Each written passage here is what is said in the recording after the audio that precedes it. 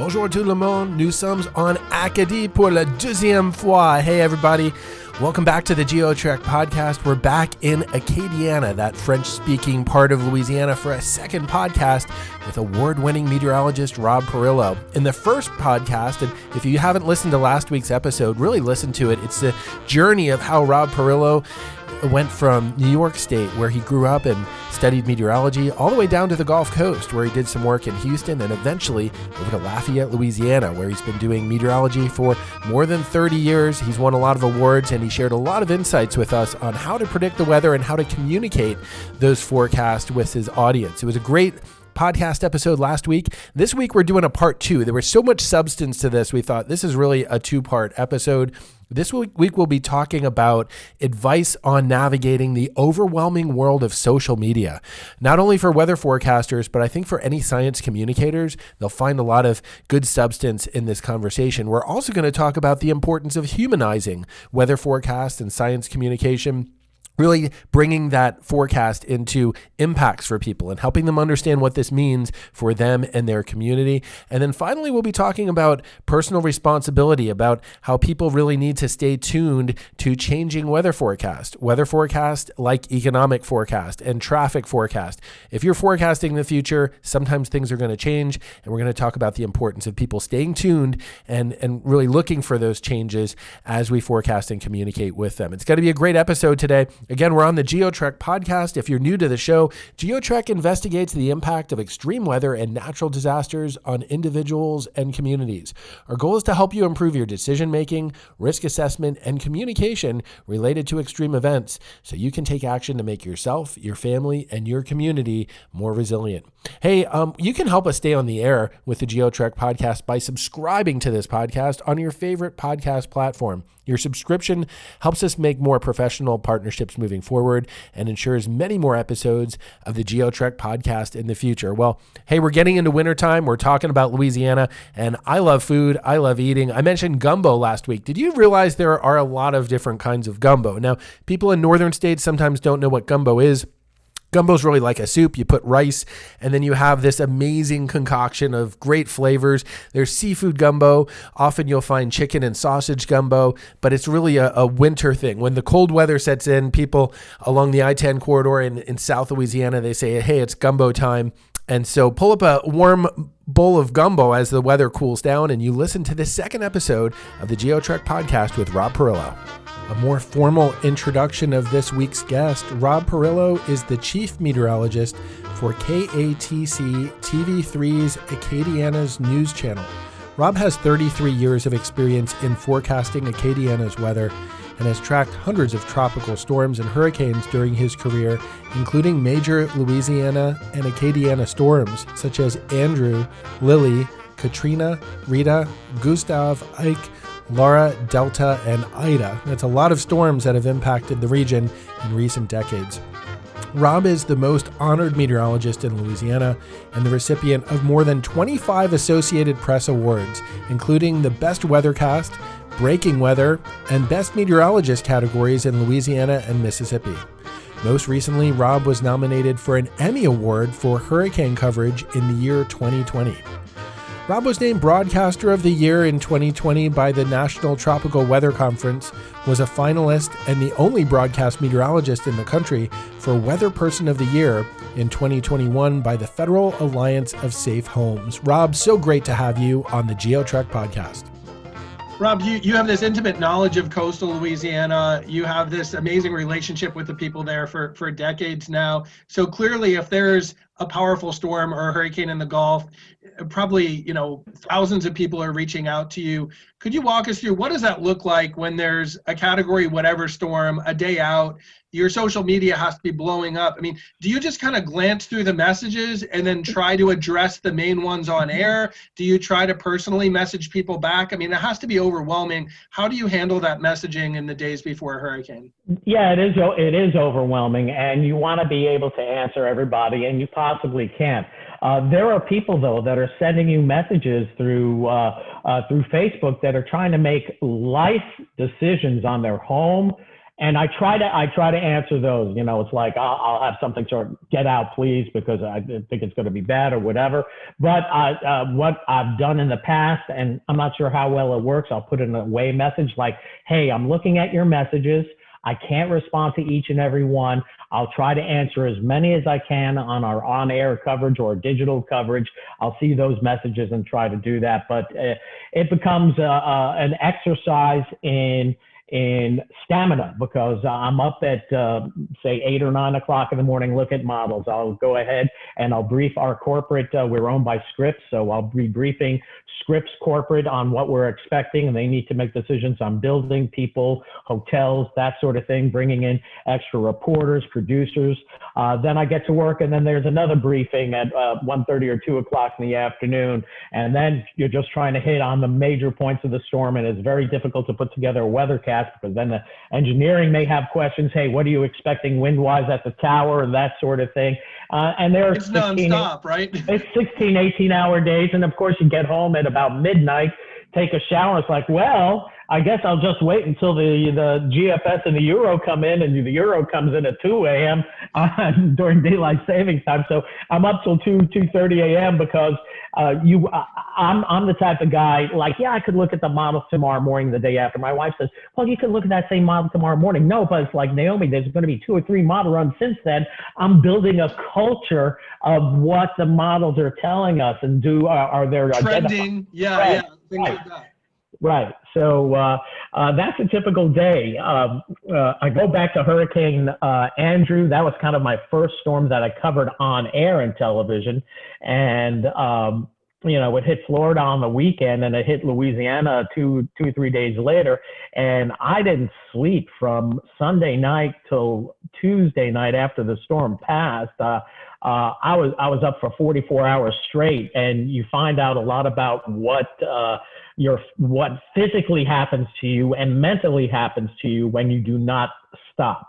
It's very hard to go to sleep. You have a little PTSD going, and then you finally fall asleep, and then your phone rings at 8 in the morning. Hey, we got a helicopter lined up. You want to go check out the damage? It's like, what are you going to say? No. And you're out in a helicopter in 100-degree heat, and you're not feeling too good, but you're there because you're assessing the damage and trying to get a real grip on what happened last night. You find it hard to turn it off too? I mean, you're going 20 hours straight answering life and death questions. It's like, how do you say, okay, I have 4 hours to sleep, go, right? Right. And I will not sleep at the station. I can't sleep at the station because I'm off shift. The morning show is going, and their papers are flying, and people are talking overhead on the PA and everything else. So I'll do whatever I can, come heck or high water or high winds, get to a hotel room nearby. And I've driven through some pretty gnarly rain bands in Hurricane Rita, where I was in between 80-mile-an-hour rain bands and got home and closed the garage door. And the next thing I know, I'm seeing shingles coming off my roof, and you're seeing a solid 80, 85, 90-mile-an-hour gust outside. And it's like, okay, I'm good here for 4 hours. We'll see how it is in 4 hours from now. It should be a little better. And then I'll navigate going back to work and do it that way. Yeah, so you're doing what you can to protect yourself and keep your audience informed, obviously. It's I think, really admirable what you're doing there. Rob, I wanted to ask you, you've won a lot of different awards for excellence in broadcast meteorology. I wish we had time to go through them all, but you've won too many. Yeah. Unfortunately, you've won too many awards. Which award stands out to you as the one that's most meaningful to you, and why? Well, yeah, that's, I'm going to go right away to the National Tropical Weather Conference. They gave me the John Coleman Award for 2020. Alex and Tim, who have put on a very good program down at South Padre every year in April. They gave me the John Coleman Award. One, if John Coleman was such a trailblazer in television weathercasting, from being the first to use chroma key and making weather so interesting. And I remember growing up as a kid watching him on GMA listening to my weather radio, eating my Captain Crunch, and watching John Coleman on the air. They established, a award for broadcasting, and that when it's awarded to you by your peers, your fellow meteorologists, ex-National Hurricane Center directors, people that you're intimately involved with in the meteorological enterprise, and see on such a regular basis that a lot of them are very close family and friends to me, that to me meant the most, to be recognized by your peers. It's nice to get the awards. I've never been in this business for awards. I'm competitive. I don't want the other guy to win the award. I want to have the more accurate forecast all the time, and I want to cover the storm better than any other guy or girl. But that one to me was really it felt pretty good, and feels like, okay, I guess I'm kind of like the Hal Needhams of the world, somebody who's an expert in my own little realm or whatever. I don't have the PhD, but I do have the experience, and glad that was recognized. And I could die tomorrow and be pretty happy about it all. Yeah, that's awesome. The National Tropical Weather Conference, great little community, and congrats on winning that. I think it's well deserved.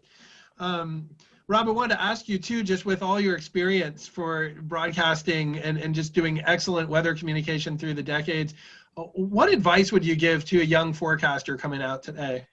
Well, it's not a job, it's a commitment. A lot of people, we see, whether it's the television world or any of, it's punching in the clock, going in and punching out the clock. Well, meteorology is a whole different animal. Where you go, you have to get so invested in the community. It's so hard to learn the areas and the local micro and mesometeorology that may interact with the area.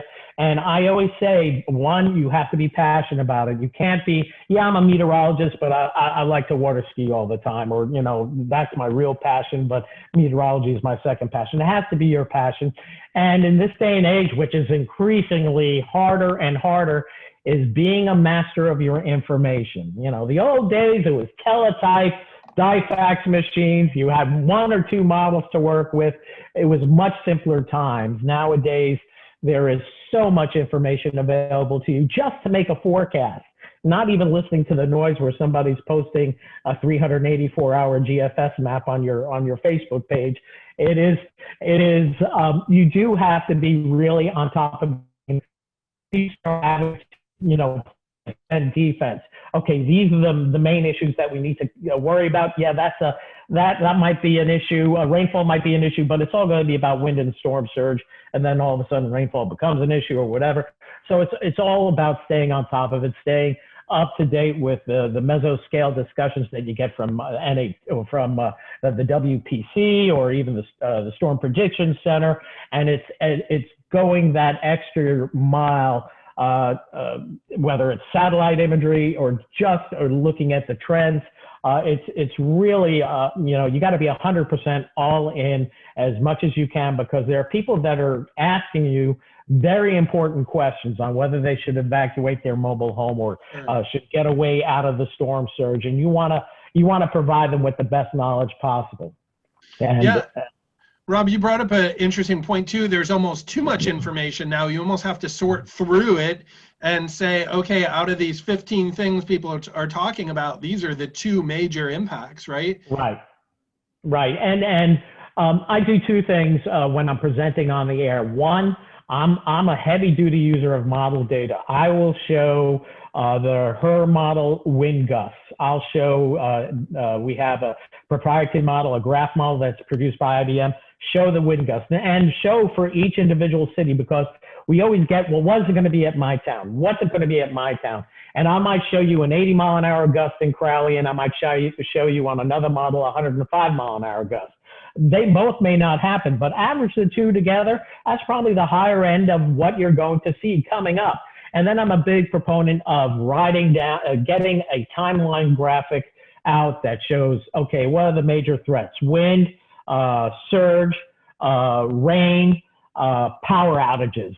People, you talk about what the wind is going to do, but you have to humanize that. Well, that's going to take power. That's going to take tree branches down. That means you're going to lose power. And, I try to even use a power outage index that's provided by the weather company to show that, be thinking about losing your power and what are you going to do after that. So, I like to put a timeline up there on when you're going to see the highest winds, the highest surge, the power outages, and the rainfall, where is it going to be the worst, and when can you expect potential flooding?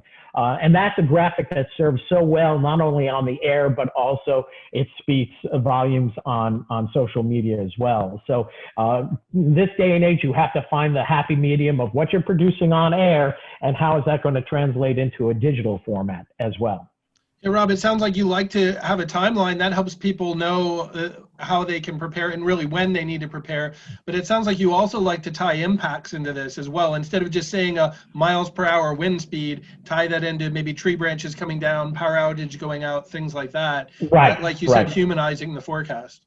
Well, that is very important. And whether it's a sunny, gorgeous day, there's a beautiful wind, you describe as much as you can on how it's going to impact people. Just the forecast lately, it's cloudy, it's cool here on the Gulf Coast. It's a gloomy weather pattern. This is akin to anything you'll see in December, January, February, where you have the subtropical jets. So kind of a gloomy, chilly pattern. Those who like cold weather, great, but it's also going to be, there's not going to be much sun. And I know sooner than later, after a couple of days of cloudy skies, people are messaging me, hey, when are we going to see the sun again? I'm a cane farmer. I want to get back in the field. I need it to dry out, that sort of thing. So it's always about humanizing the forecast.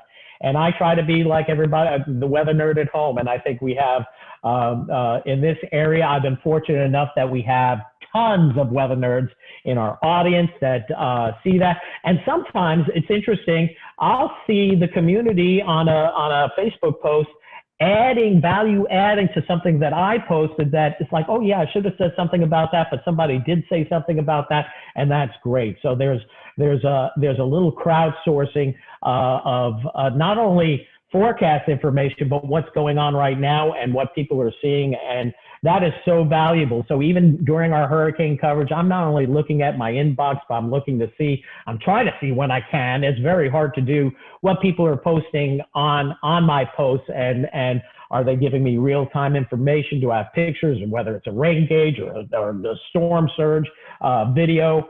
And then it's always fun to see there's always people still offshore during these storms. And I get some incredible video from folks offshore that are riding out the storm. And sometimes in the case of Ida last year, right in the eye of the storm, just unbelievable that somebody would be riding that out.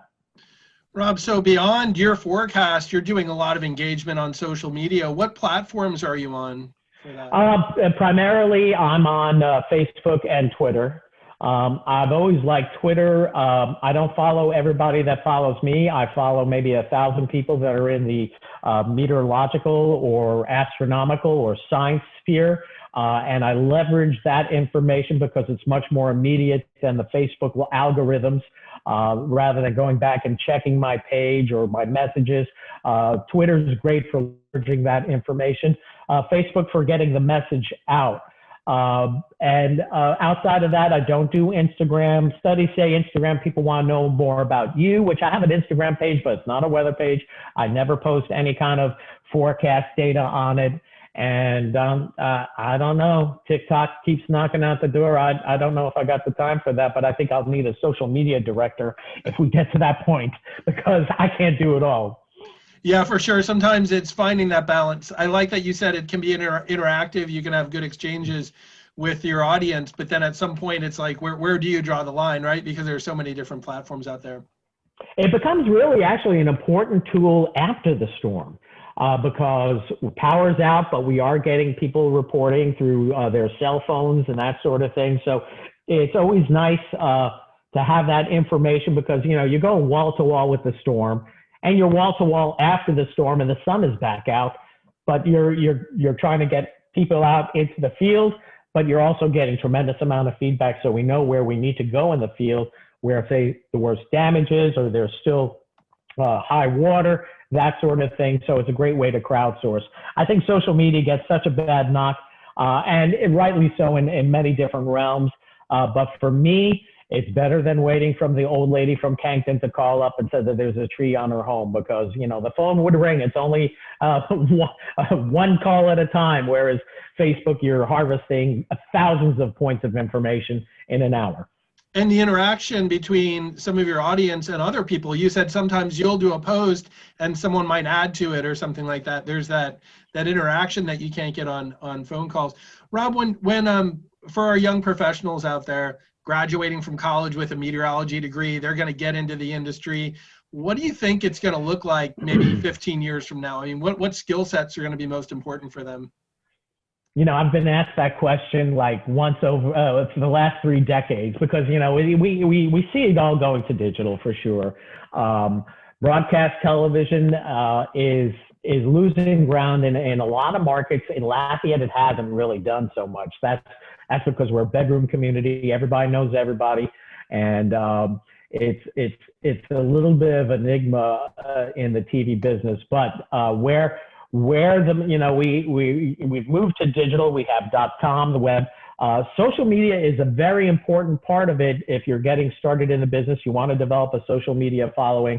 But where I see things going is over to what's called OTT, over the top digital, where whether you have a Roku, whether you have the KTC weather app, whether you have Apple TV or Android or whatever, consuming our information just like it's running on television. It's not quite there yet. We're looping. We repeat newscasts. We do add new content during the course of the day, but I see all of our thrust going into that OTT space because this is the first digital space that they can monetize better. We can't monetize social media. Not that we're here to make money. We're here just to pay salaries to keep the operation going and maybe turn a little bit of a profit. But I think the over-the-top transmission is where things are going. So all the digital apps, just like people are cutting the cord on cable or direct TV, or they're getting our signal via antenna, so that's free. But it's about getting the information in a much more useful form, and the phone is turned into our primary digital source of information, more so than the television. Anybody that's under 40, for sure.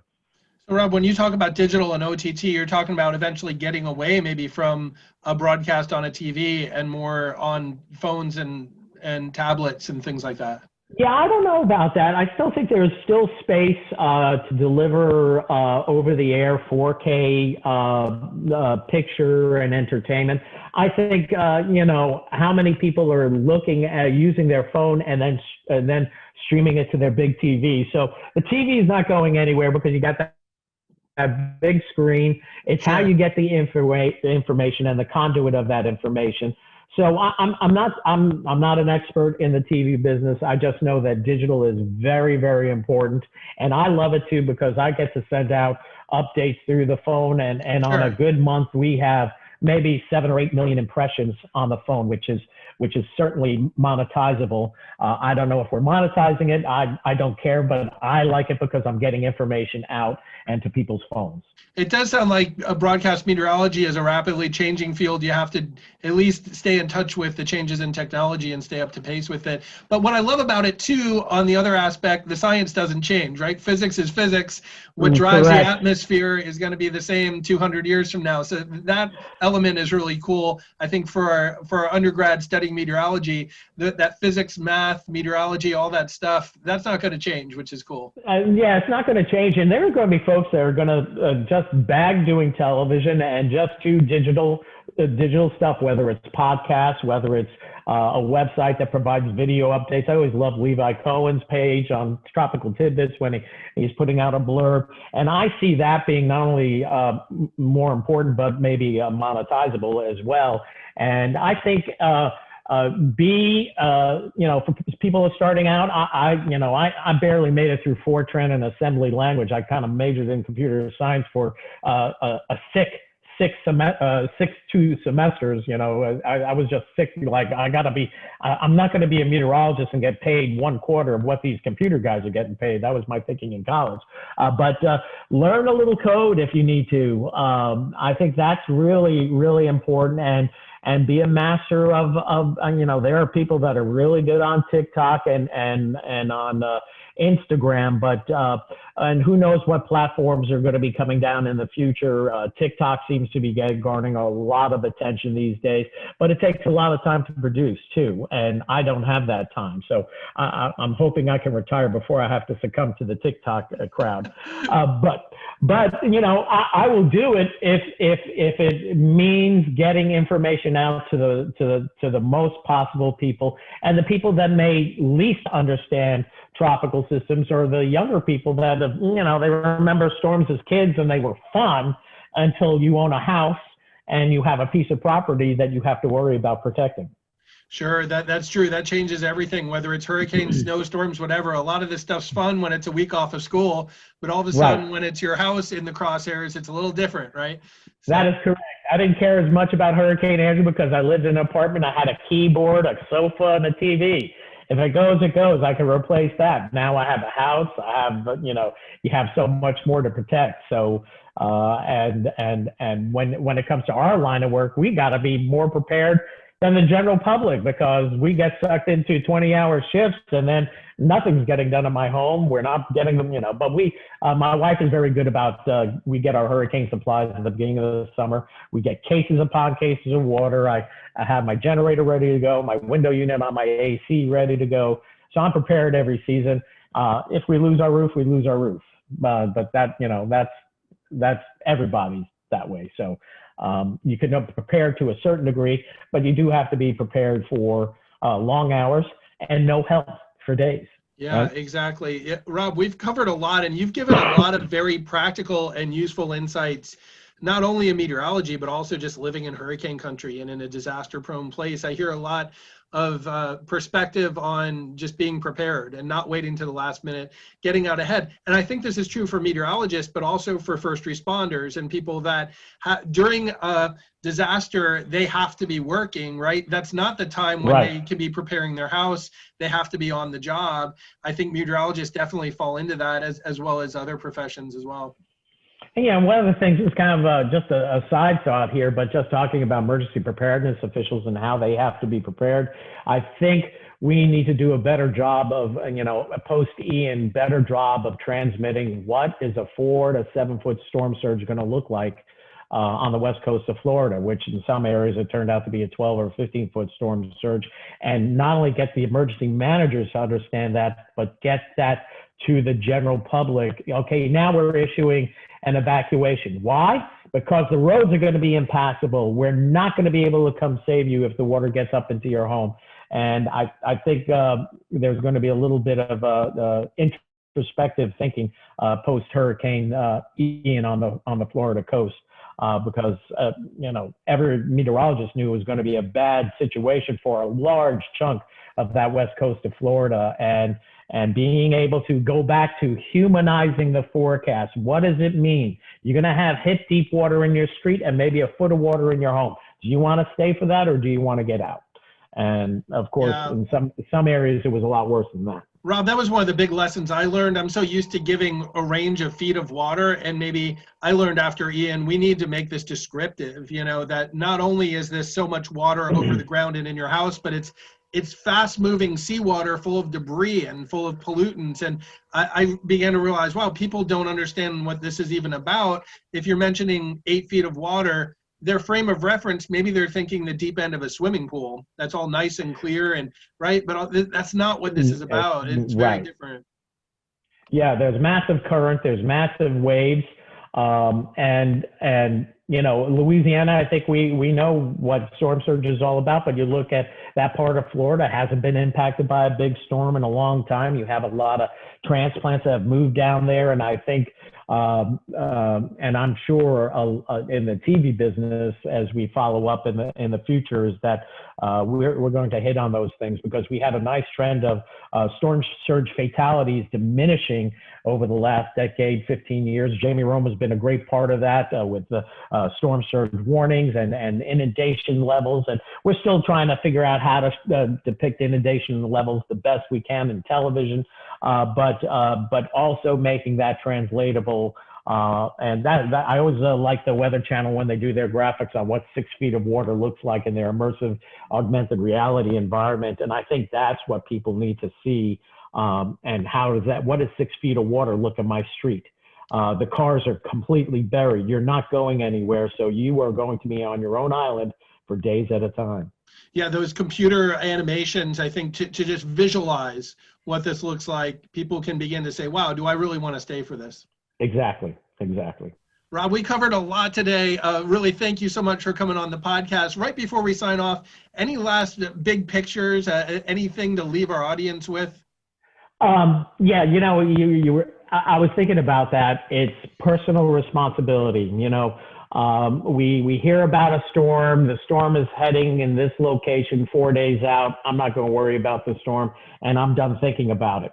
Whereas it's on you. You owe it to your spouse, your significant others, your family, your parents, your grandparents, to know that things change in meteorology. And what we might have said 3 or 4 days ago is it's a completely different story 2 days ago or yesterday, or what we're talking about today. That was yesterday. There's nothing more useless than an old forecast when you have new data and data that supports a forecast.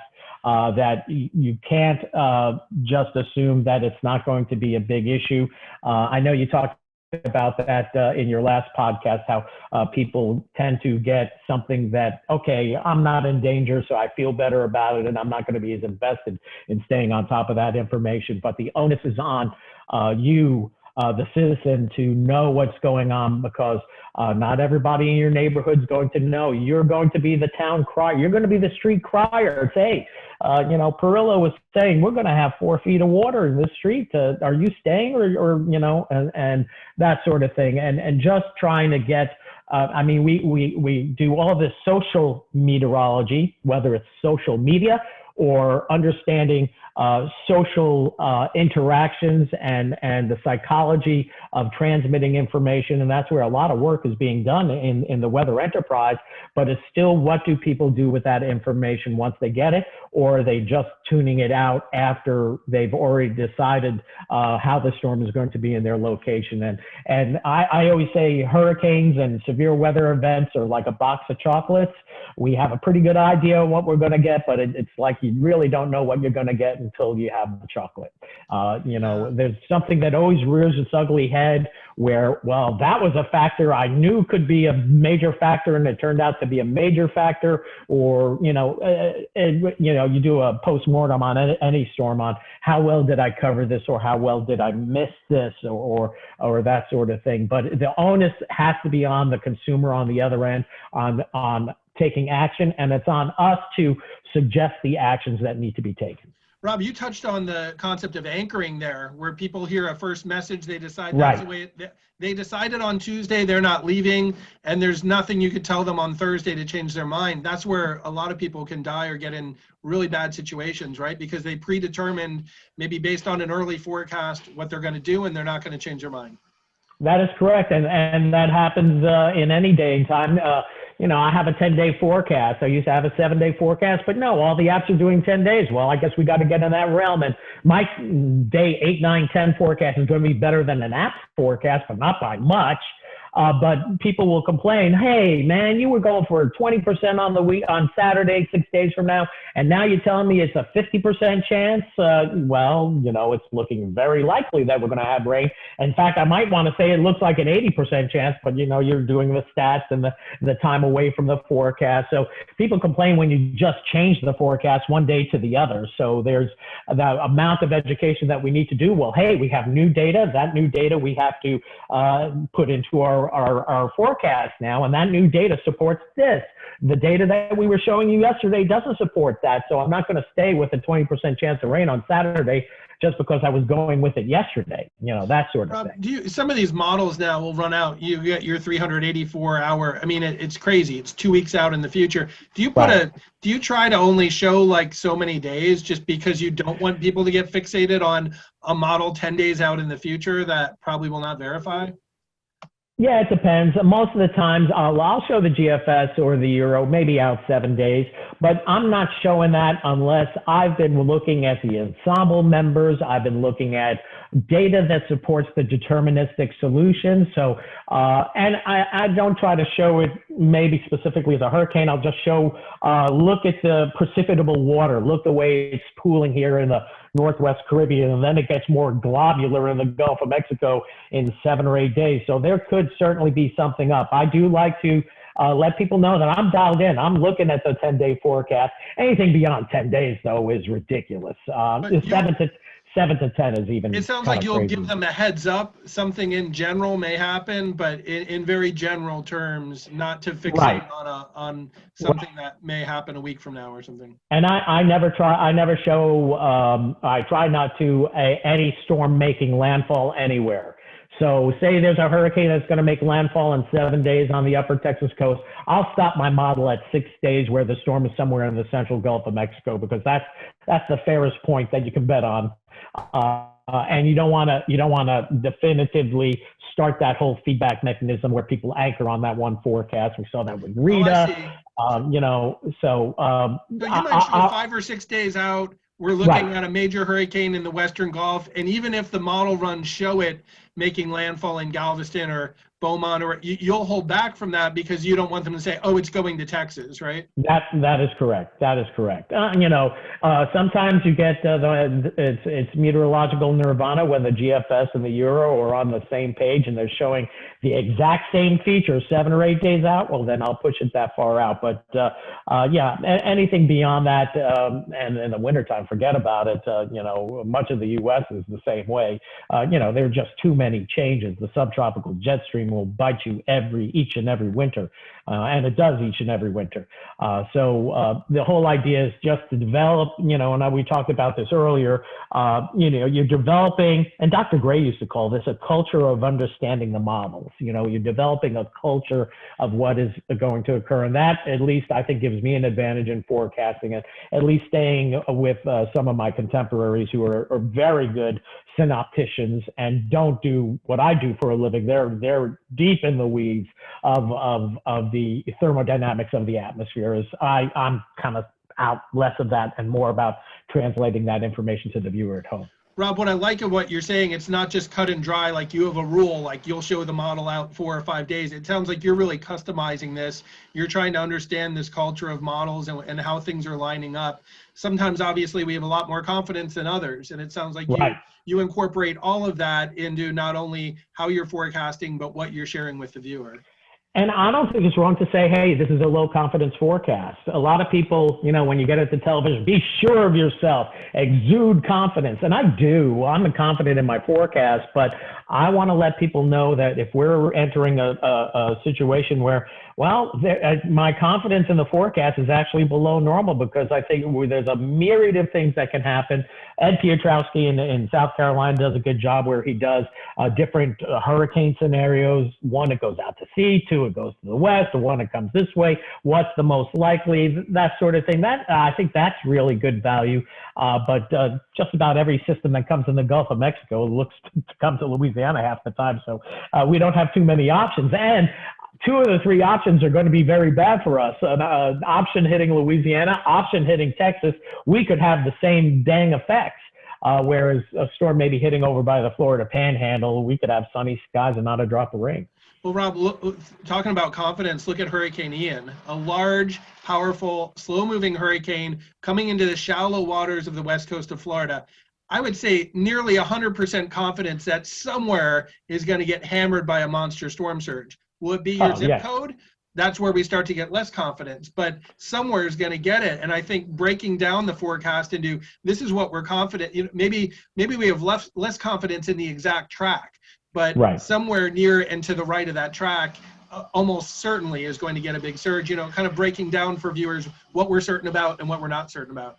No, absolutely. And when you say this confidence, this is going to be a high-end event for someone, I think people pay a little bit more attention. Yeah, I think people got a little fixated on the cone, a little fixated on the line. I draw the line myself because I like to see how the line moves, and our viewers here know what the difference between 50 miles makes a huge difference in where the storm is going. You know, at landfall, 60 miles away from the eye is a lot better than being 20 or 30 miles away from the eye by a magnitude of, 4, 8, or 10 or 12 times when you're talking about damage and impacts. Rob, our listeners are just going to eat this stuff up. We've covered enough content here. I'm hoping we can make this into 2 podcast episodes, actually. I appreciate you taking so much time and sharing your experience. I mean, we covered a lot from tropical meteorology to snowfall in upstate New York. We covered a lot on the show today. How can people find you, lastly, online? How can people, if they want to follow you, if they want to follow your forecast, how can they find you? Sure. I'm on KATC TV in Lafayette, so KATC.com. Social media-wise, it's just Rob Perillo. And on Facebook, it's the Rob Perillo. And you can find me that way. And, if you just search short balding meteorologist in southern Louisiana, my name should come up as well. Rob, I just figured out why you had so much time to spend with us today. This was the first year in like 25 years that Louisiana hasn't had a major hurricane. You probably don't know what to do with all your time. Well, I've had lots of projects ongoing, but we did not even get a whiff of a tropical disturbance. That happened a few years ago as well. It's so interesting where between 2019 and 2021, we had 10 storms, 5 majors, and a couple of tropical depressions thrown in between. And then this year, we didn't even get a tropical wave. Not that I'm complaining. What did that feel like, just having such a year off, basically, in that sense, right, of not having to have heightened forecasting? Well, everything works out for a reason. We actually just redid our studio at KATC, so I had to move my entire weather department out of an old studio into a conference room during the month of September, and knowing that this is the worst time of year to do it. It was a project that we were going to start in June, but it got pushed back, supply chain issues, but we got to get it done. Okay. And then I got all my systems back into the new studio. We started broadcasting from there like the first week of October. And, I received what I asked for, a quiet season, because I had so many other projects going on the side. So sometimes it works out in your favor, and you have a quiet season. Even though the forecast was for a busy season, the metrics were up there, and I think I'm looking forward to the research that shows us how did we wind up with a normal season with a La Nina. But if you want to start talking philosophically, I think that big heat dome in the west and up towards Canada took away the need for the tropics to take excessive heat away from the tropics and send it to a northern latitude because the heat was already there. I'd be really interested to find out why the forecast didn't pan out, but we still had a major hurricane hit the United States, and I don't want to minimize. And it comes back to home. It just only takes one storm at your location to make it a horrible season. That is true. If that storm hits you, it was a busy season, or it was a catastrophic season in some cases. Rob, it sounds like of all seasons to be a quiet one, this was a good one for you in Louisiana. Best wishes to you, and looking forward to seeing you at the National Tropical Weather Conference online and hopefully in person as well. Thanks for taking time to come on the GeoTrek podcast. Thanks so much, Hal. Thanks for having me again, and look forward to our next visit for sure. Rob, ça c'était très magnifique. Tu as bien fait, mon ami. That was really great stuff there, Rob. You did really well on this podcast. You gave me a lot to think about. I think our listeners are going to love this content. I wanted to dig a little deeper into 3 things that Rob had shared. And the first is how he responds to social media. Boy, the landscape has really changed in science communication and weather forecast communication over the past decades. We know the rise of social media has really revolutionized communication on many platforms. I know some people love social media, some people hate it. Someone just told me last week, I really hate Facebook. I know people feel that way, but in the weather world, in broadcast communication, science communication, social media is everywhere. And so it was really interesting. I know for some of us, it's a huge platform to reach people, but it can also be really overwhelming. I like that Rob painted that picture of what it's like for him as a Gulf Coast weather forecaster when there's, say, a hurricane in the Gulf, how he's working maybe 18 to 20 hour days, still checking the models at 2 a.m. and he hasn't even gone to bed yet and he has to get up early to brief his audience. It's just, you're working around the clock. And then I know what it's like to pull those days and then notice you have 9 new messages on Facebook Messenger and just overwhelmed. You can't get to it all. I really like how he said that he scans through the messages.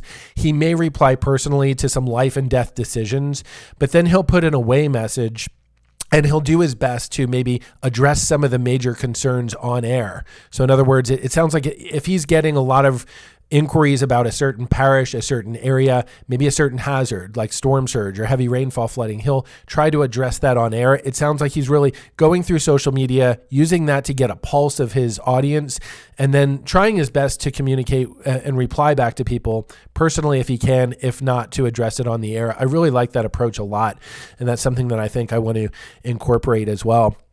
He mentioned as well a little comment here that I thought was interesting, how sometimes he may forget to say something on a Facebook post or on social media, but then someone in his audience will mention that. And that's something about social media, if you think about it. Back in the day, 20, 30 years ago, a weather forecaster was really on screen doing a monologue. It was all them communicating with their audience and no communication back from the audience and no interaction. With social media now, one of the nice things, if we create and we foster this community, this environment for dialogue and exchange of information, as we grow our audience, we may forget to say something in the forecast, like, for example, maybe there's floodwater over part of a major road, and we forgot to mention that in the forecast. Someone in our audience may mention that on a comment in the social media feed. And so as we create this interactive culture, I think there's really an exchange of information that goes both ways. And sometimes even two listeners on our audience will be responding to each other in a healthy, constructive way. Social media really gives this ability for a lot of dialogue and a lot of interaction. And it reminds me too, I don't need to do a perfect forecast. I can go back and add comments, or I can still interact with people if there's something that I forgot to mention in my original forecast, which is what Rob touched base on. And I thought that was really great insights for our audience to hear. A second topic that Rob touched on in this interview was the importance of humanizing the forecast. So if we're communicating wind speed's going to be certain miles an hour, or the floodwater is going to be a certain depth, what does that mean? What are those impacts? I think the more that we can really connect forecasts to impacts, that's really going to help people out a lot. So a hurricane's coming in, or say a tropical storm, sustained winds of 65 miles an hour. What does that mean, right? And he even mentioned that he'll get into talking about maybe tree falls or power outages, maybe structural damage on homes, but trying to help people really paint a picture of what this means for them, whether it's a wind forecast, flood forecast, or something else. Imagine you're a weather forecaster in Colorado and we're expecting a big early season snowfall. Well, are the ski resorts going to open and start an earlier season or not? I know ski culture is huge in the Rocky Mountains. So people may be wondering, wow, already a big snowstorm in October, are the ski resorts going to open up? If you can tie the forecast and an extreme weather event into impacts, whether that's negative impacts or even positive impacts, like skiing in a ski area, that can really help people get a context for this, what this means for them and their lives. And that's really what climatology and climate science is all about. It's all about painting context for what this weather event, what does this mean? How unusual is it? And how does this change things? I remember when I moved to the Gulf Coast, I was living in Baton Rouge, and I think one night there was a forecast for some drizzle and mist with a low temperature of 31 degrees. I grew up in northern states. That didn't seem really that strange or exceptional at all.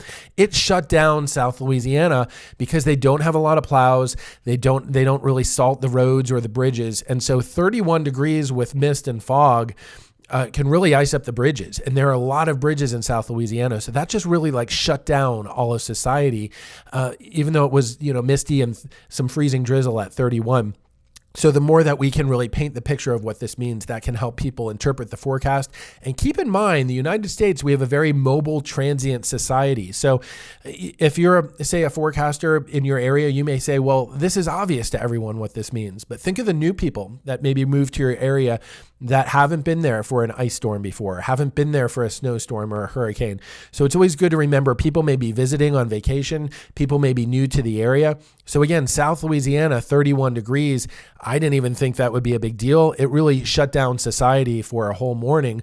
And it makes sense, right? Why have a lot of snowplows when you get maybe 1 or 2 freezes a year that maybe shut down some bridges? So the more that we can tie to the impacts, the better. Rob really did a great job of explaining the importance of that, how he tries to do that, really stay engaged with the audience and try to paint a picture of what this weather forecast means.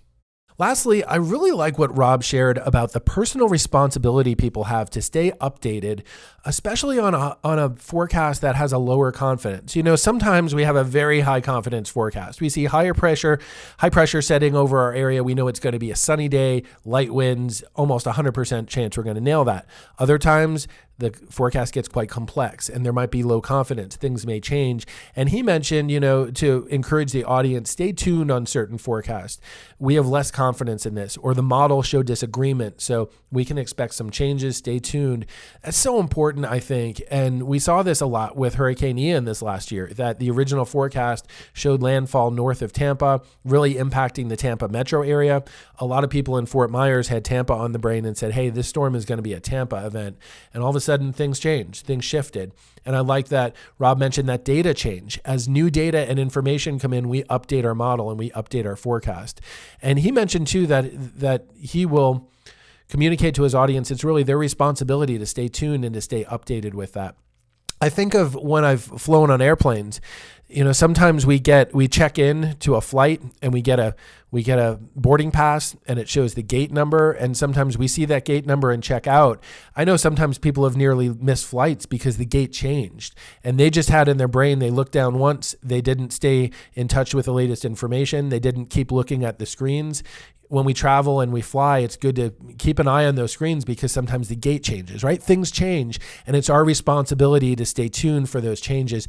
This was a really good reminder of Rob that we need to, for our science communicators, for our meteorologists out there, encourage our audience, especially on a low confidence forecast. Stay tuned, things may change. And Rob does a great job of explaining why there's uncertainty in the forecast, what the models are saying, and trying to unpack that a little bit for the viewership so they can understand not only what the forecast is, but how confident the forecaster is in that and how things may change. Keeps them engaged, keeps them tied in so that they're not blindsided if things change. Rob, thank you so much again for coming on the GeoTrek podcast. We got a lot out of this 2-part series with you, learning a lot about how to communicate the weather, how to stay engaged with your audience, and really communicate high impact forecasts that touch a lot of people and can help people make great decisions. Thanks to our listeners for staying tuned to GeoTrek. I know we have listeners all over the country, and this is really going to wrap up a lot of our podcast focused on hurricanes. We've been very hurricane heavy over the last several months, in part, obviously, because it was hurricane season, and we just have so many great communicators like Rob and others that are engaged with audiences along the Gulf Coast and the Southeast U.S. coast. We're going to pivot next week. We're going to go underground. That's right. We're going to talk about sinkholes, caves, fissures, tunnels in West Virginia, Pennsylvania, Kentucky. We're going to do a 2-part series on what happens when the ground opens up underneath your buildings, your roads. It's going to be really interesting new episodes of GeoTrek podcast that are going to get into some different hazards. But Rob, what you shared on this podcast, I think relates to people that deal with any hazards and any disasters, whether you're in tornado country, big snow country, earthquake country. This concept of understanding our risks and how to communicate that never gets old. And that's something we love to focus on here on the GeoTrek podcast. Special thanks to our marketing and development and publicity team. Many of them are based in South Alabama, but we have really partners all over the country that help us to get this message out and to really develop these podcasts as well. But special thanks to our GeoTrek team that does a great job every week helping to disseminate this podcast, and especially Jeremiah Long. He works with me every week, putting a lot of music to it, editing the audio, and he does an amazing job of making this sound very professional and cleaning up where I make mistakes. On behalf of GeoTrek, this is Dr. Hal. I'll be back with you next week with this 2-part episode on sinkholes, caves, and what happens when the ground opens up underneath us. This is Dr. Hal signing off from the GeoTrek podcast.